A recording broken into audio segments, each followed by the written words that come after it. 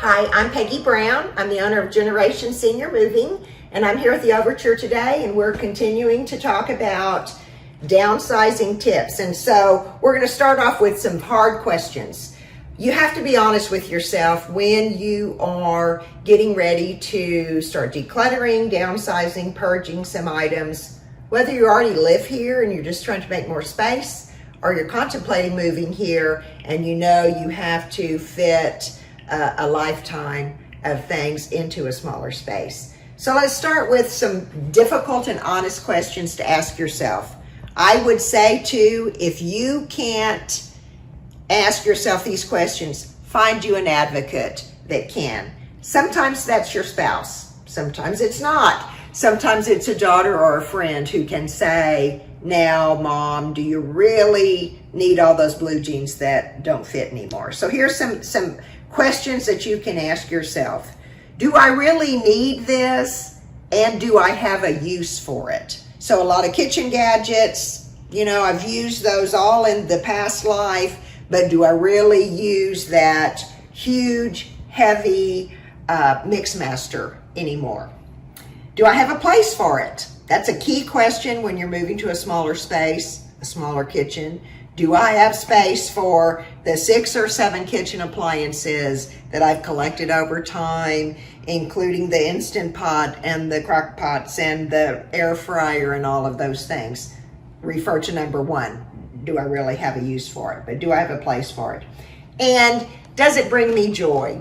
If it's artwork or decor, and I've traveled the world and I've collected those things, and it brings me joy every time I look at those things, absolutely, I'm going to find a way to fit those on my walls. And you can make your home apartment as you want to make it. You can put pictures from floor to ceiling. I've seen that done in a beautiful way.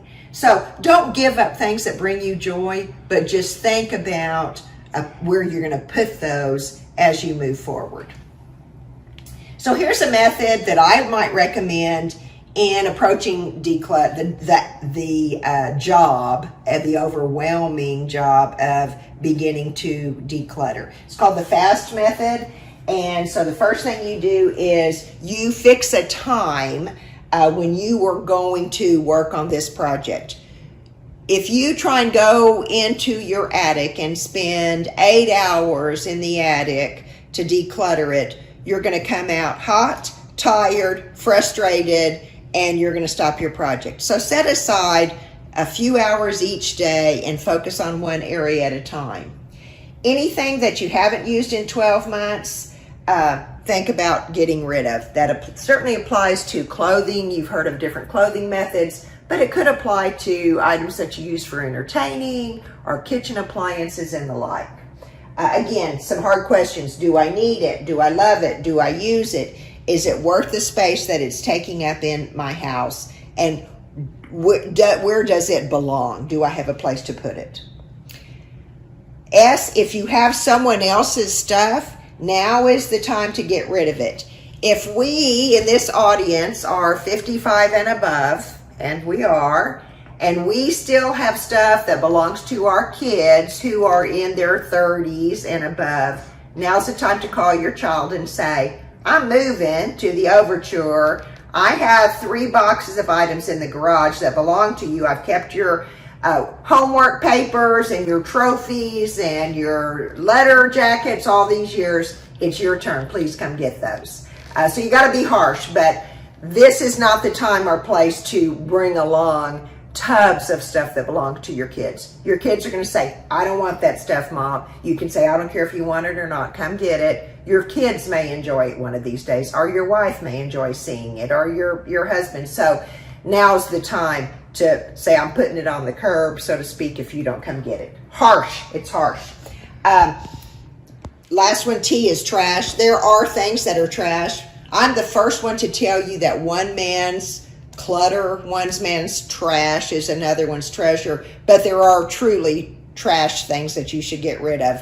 Old butter dishes and Tupperware that don't have matching lids, a drawer full of holy t-shirts that you use for cleaning. You just need so many of those. So now would be the time to start purging some of that.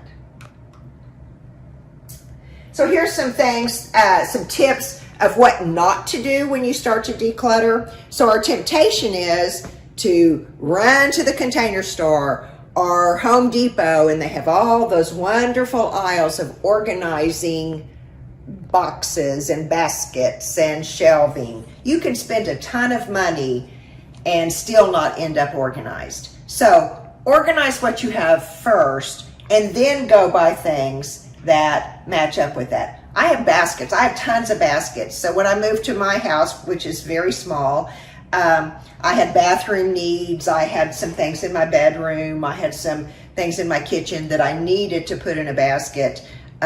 So I laid all my baskets out in the living room floor, and project by project, I looked at what baskets would fit where. And I had to go buy a few that had a special place on a shelf, and I didn't have any that fit that shelf. So organize first, buy second.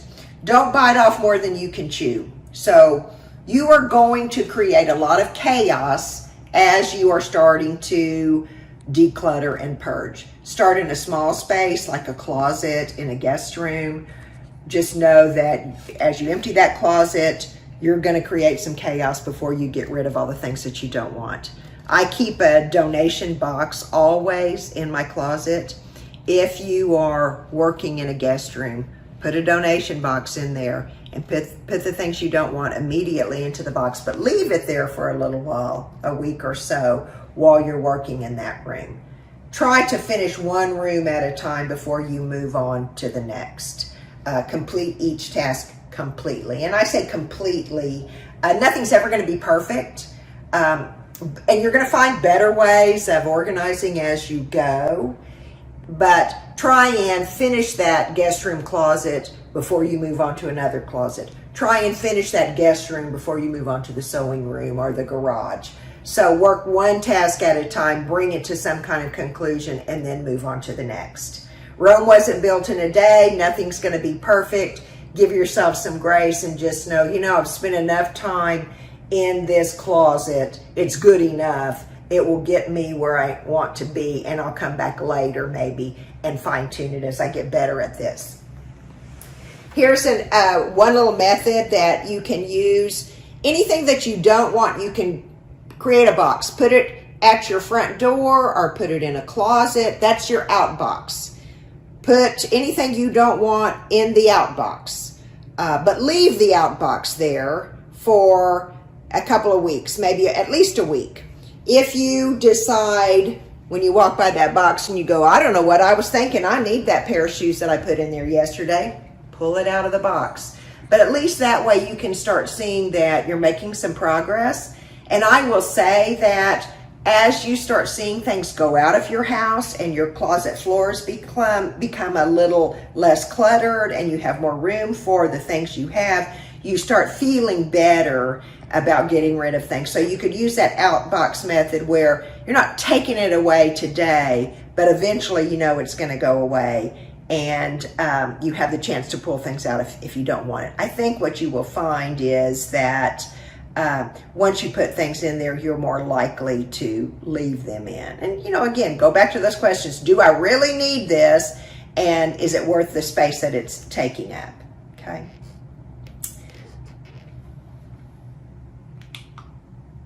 Let's stop there, and we'll come back and talk about how to manage your documents and paperwork in your office.